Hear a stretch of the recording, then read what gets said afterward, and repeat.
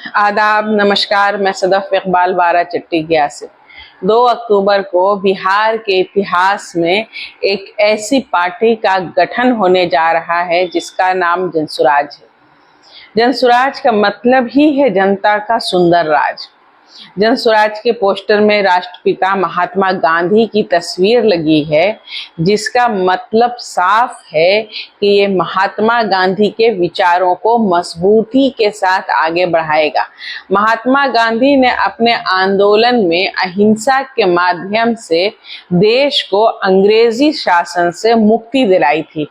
उसके साथ साथ उन्होंने दलितों, पिछड़ों और समाज के अंतिम पायदान पर खड़े लोगों को आर्थिक, सामाजिक और शैक्षणिक उत्थान और उन्हें इंसाफ दिलाने के लिए जीवन भर संघर्ष किया।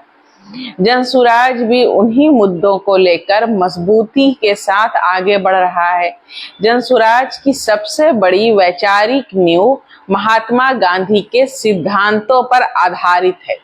गांधी जी के विचारों में सत्य, अहिंसा और समानता का प्रमुख स्थान था और जनसुराज ने उन्हीं सिद्धांतों को अपनी राजनीति का आधार बनाया है। इस विचारधारा में राजनीति को एक सेवा का माध्यम माना जाता है, जहां सत्ता का उद्देश्य केवल शासन करना नहीं बल्कि समाज के हर वर्ग को विकास का हिस्सा बनाना है।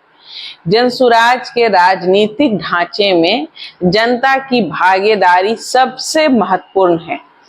इसका उद्देश्य लोगों को राजनीति में सीधे रूप से शामिल करना है ताकि वे अपने भविष्य का निर्णय खुद ले सकें। देश में आज तक जितनी भी राजनीतिक पार्टियां बनी हैं, उनका अगर सही से अध्ययन किया जाए तो यह साफ लगेगा कि जनसुराज दूसरी पार्टियों से बहुत ज्यादा अलग है। यह पार्टी जाति और धर्म की राजनीति से ऊपर उठकर सारे लोगों को एक साथ लेकर चलने का काम कर रही है।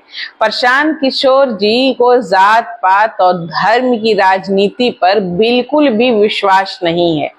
यह पार्टी धर्म और जातियों का बंधन तोड़कर जनता को उनका उचित और समुचित हक और हुकूक दिलाने के लिए प्रतिबद्ध है। इसका उद्देश्य केवल एक ही है कि सशक्त आर्थिक कार्यक्रम तैयार करना जो बिहार को प्रगति और तरक्की की ओर ले जाए। एक ऐसा समाज बनाना जो एक सार हो, जहां राजनीतिक और सांप्रदायिकता की राजनीति नहीं हो। बिहार जो कभी शिक्षा, संस्कृति और प्रशासन के मामले में अग्रणी राज्य हुआ करता था, आज गरीबी, बेरोजगारी और विकास की कमी से जूझ रहा है। स्वतंत्रता के बाद से दशकों में बिहार की राजनीति ने सांप्रदायिकता, जातिवाद और सत्ता के लिए विभाजनकारी नीतियों का सहारा लिया है। कांग्रेस हो, लालू यादव और नीतीश कुमार की राजनीतिक इन लोगों की राजनीति ने समाज को विभाजित किया है और असली मुद्दों को दरकिनार कर दिया है। इधर के वर्षों में शिक्षा, स्वास्थ्य सेवाएं, बुनियादी ढांचे का विकास और रोजगार सृजन जैसे महत्वपूर्ण क्षेत्रों में बिल्कुल भी ध्यान नहीं दिया गया है, जिससे बिहार का विकास पूरी तरह रुक गया है और यह देश के सबसे गरीब राज्यों में से एक बन गया है। आजादी के बाद की राजनीति मुख्य रूप से सांप्रदायिक ध्रुवीकरण और जातिगत विभाजन पर ही आधारित और केंद्रित रही है। बिहार में कांग्रेस ने लंबे समय तक मुस्लिम वोट बैंक को सांप्रदायिक भय के माध्यम से ध्रुवीकृत किया। वहीं गरीबी उन्मूलन के नाम पर दलित वोट बैंक को खूब साधा है। इसके बाद लालू प्रसाद यादव का उदय हुआ, जिन्होंने कांग्रेस के मुस्लिम ध्रुवीकरण के एजेंडे को जातिगत घृणा और राजनीति से जोड़ा और समाज को ऊंची जातियों के प्रति विरोधी बना दिया। इससे बिहार की स्थिति अत्यधिक खराब हो गई और बदहाल हो गई। फिर नीतीश कुमार ने समाज को और भी विभाजित किया और भी खंडों में बांट दिया, महादलित जैसी नई सामाजिक श्रेणियों का निर्माण किया। लेकिन यह राजनीति केवल सत्ता में बने रहने का साधन बनी है और जनता के लिए कुछ भी नहीं किया। इन लोगों के पास, जनता के पास कोई एजेंडा नहीं था और परिणाम स्वरूप बिहार हिंदुस्तान का सबसे गरीब राज्य बन गया। पिछले 35 वर्षों में बिहार की जनता ने लालू, राबड़ी, नीतीश, बीजेपी का राज देख ही नहीं लिया है बल्कि झेला है।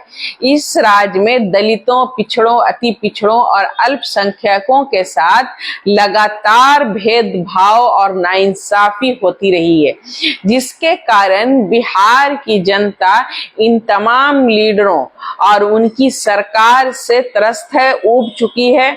इसलिए जनता को एक नए विकल्प की तलाश थी। उसे जनसुराज की शक्ल में एक नया और बेहतर विकल्प मिल गया है। इसका कारण यह है कि जनसुराज के सूत्रधार श्री प्रशांत किशोर जी की छवि बिल्कुल साफ सुथरी है और उनका दामन बेदाग है। यही वजह है कि बिहार की जनता अब जनसुराज को मौका देना चाहती है, जनसुराज की ओर बढ़ रही है। जनसुराज की विचारधारा यह है कि राष्ट्रपिता महात्मा गांधी के विचारों को मजबूती के साथ जमीन पर उतारा जाए और उस कांग्रेस को पुनर्जीवित किया जाए जो कांग्रेस आजादी के पहले थी, क्योंकि आजादी के बाद कांग्रेस महात्मा गांधी के विचारों से पूरी तरह भटक गई है, जिसके कारण समाज में असंतुलन पैदा हो गया है।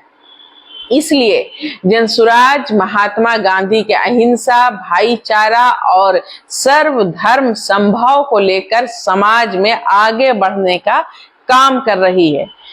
जनसुराज का पहला अध्यक्ष समाज के उस वर्ग से चुना जाएगा जो सबसे कमजोर, सबसे पिछड़ा हुआ है, यानी पार्टी दलित तबके में से किसी काबिल आदमी को अध्यक्ष बनाएगी। इसका कारण यह है कि अब तक किसी पार्टी ने दलितों को वह सम्मान बिल्कुल नहीं दिया है जो समाज में उसे मिलना चाहिए था। किसी भी दलित को पार्टी का पहला अध्यक्ष बनाने के पीछे कई महत्वपूर्ण कारण और वैचारिक दृष्टिकोण है।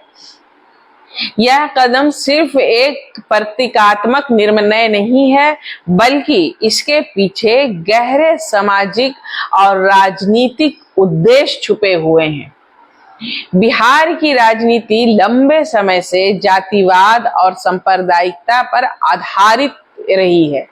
जहां सत्ता की राजनीति जातिगत समीकरणों के आधार पर होती आई है, ऐसे में प्रशांत किशोर जी द्वारा दलित व्यक्ति को पार्टी के अध्यक्ष के रूप में प्राथमिकता देना एक बदलाव और क्रांतिकारी कदम है।